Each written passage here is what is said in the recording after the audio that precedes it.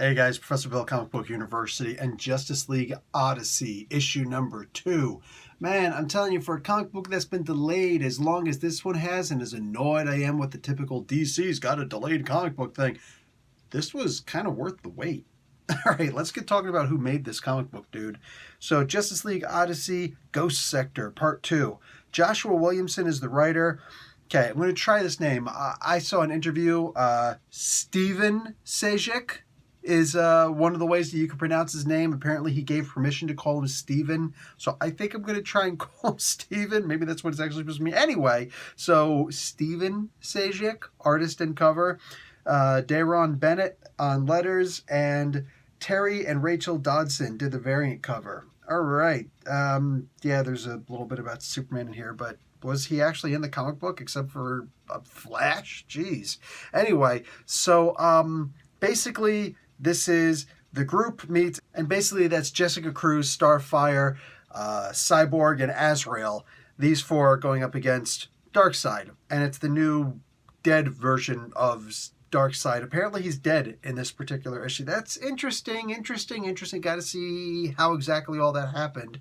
I know what happened in Wonder Woman and Darkseid War, but maybe there was something else that I'd missed, that he's apparently dead or just in this new place that seems like he died. I thought that's what they referenced to, but I mean, what the heck do I know? Anyway, so yeah, he's in this ghost sector. He's been here for a while, but time is clearly messed up here. So what we have is these guys going up against Darkseid, and the first person who really tries to go for a close combat with him is freaking Azrael.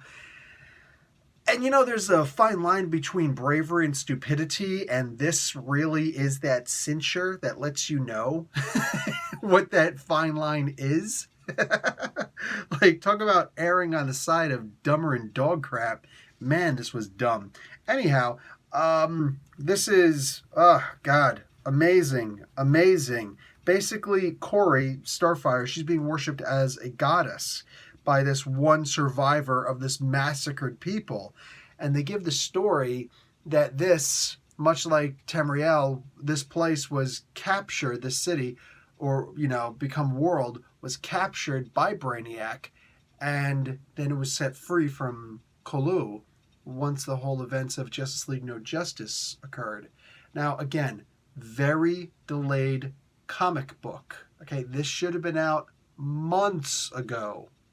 But things happen. I guess just things happen. Anyway, you just got to kind of remember this is going to follow up directly from No Justice, issue number 1, and then this one. So they've got to go through this big, long process of... It's not even that long. I don't mean to say it like it was boring. It was not. This comic book was not boring. They have to go through this process to find out how Starfire was worshipped as a goddess on this planet. This one dude's about to die, and he's like, I heard that you can contact people and give them your blessing, or you could give people your blessing and absorb their words, meaning you could touch people and then learn their language. Yeah, so as he's dying, she like holds on to his horns or whatever those things are, and his antlers on top of his head. Listen, man, if I'm about to die and Starfire, Kori, ever needs to learn my words, dude, you're doing it the Robin way. I'm just saying, I would like a little kissy action. Just let me go in a nice way at least, all right? Let me go peacefully, seriously. Just freaking hold my head and be like, it's gonna be okay. No. Go on down here. Like, just, oh man. Anyway, for all intents and purposes, this was a really good comic book. But I do have an issue. What's my issue? Listen to the whole thing. I have an issue with the art. Okay, look at this. This is one of the most masterful images I've ever seen. And if anybody here knows an artist who can draw a better, like, first off, just look at some of the art in this, man. Oh my God. But yeah, the big thing is, if anybody has ever seen a picture or anybody drawing an image of Starfire any better than Stefan Sejic can, you, by all means, please let me know, because I've never seen that. Here's my issue with the art. I love the art. The problem is, I heard that Steven is leaving the comic book. He's not going to be drawing the comic book for much longer. DC Comics, what the f***? is your problem, man? I can't believe you delay this comic book months and months and then months further, and then but I'm like, I'm gonna be okay with it because, you know, my favorite interior artist is going to be doing, and he does great covers too, hey, is going to be drawing the comic book. So it's like, you could be delayed as long as I'm getting excellence, but no, instead you're like, you people, I'm going to instead turn around and I'm going to take away this freaking guy because he's awesome and you love him, and bait and switch, man. This is just like the freaking wedding issue, the so-called wedding issue of freaking Batman issue number 50. Like, we're supposed to be promised something. At least Marvel does a bait and switch. You guys just like, oh, bait, bait, bait, bait, sucker. What the frick, man? You totally, like, this is unacceptable. You've got this amazing artist on the freaking comic book and you're just like, nah, yoink, bye. What?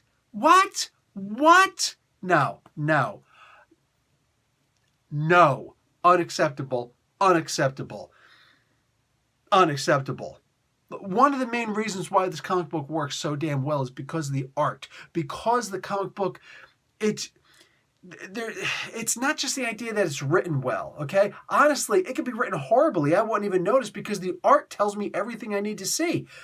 Really, all I need is a couple little notes scribbled on the side, just like, okay, blah, blah, blah. Now let me look at this beautiful comic book. And that's no disrespect to the writer. That's no disrespect whatsoever. What I'm saying is, it's kudo respects to Steven. This is an amazingly drawn comic book, man.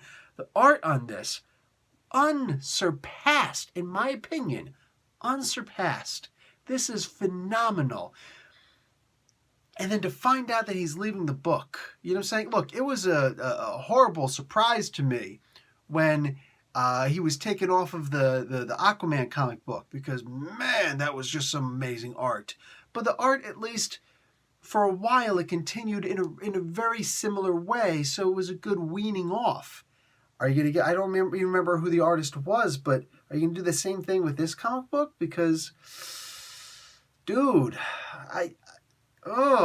I'm not saying I won't read it after he leaves, but I will not be happy with picking up that first issue of a new artist on this comic book. Why do you do this to us, DC? Why do you do this stuff to us, man? Not cool, dude. Not cool. Love y'all. Show me some love back, man. Anyway, despite the lack of permanency of probably the best artist in the game right now, yeah, this was still a really good comic book. I enjoyed it. And of course, it's really hard to go wrong with a cover like this. Oh, which he did also. But man, yeah, I'm loving it. I'm absolutely loving it. There's great one-on-one combat with all of these guys against Darkseid. And it goes about how you think it would, from a very merciful Darkseid. Every so often, you got to check your limits. You got to check your limits. And what better way, man? So I enjoyed this. Really good story. Love where it's going. Don't like who's about to be taken off of it, but it is what it is. Anyway, guys, check it out. Professor Bill, Comic Book University. Class dismissed.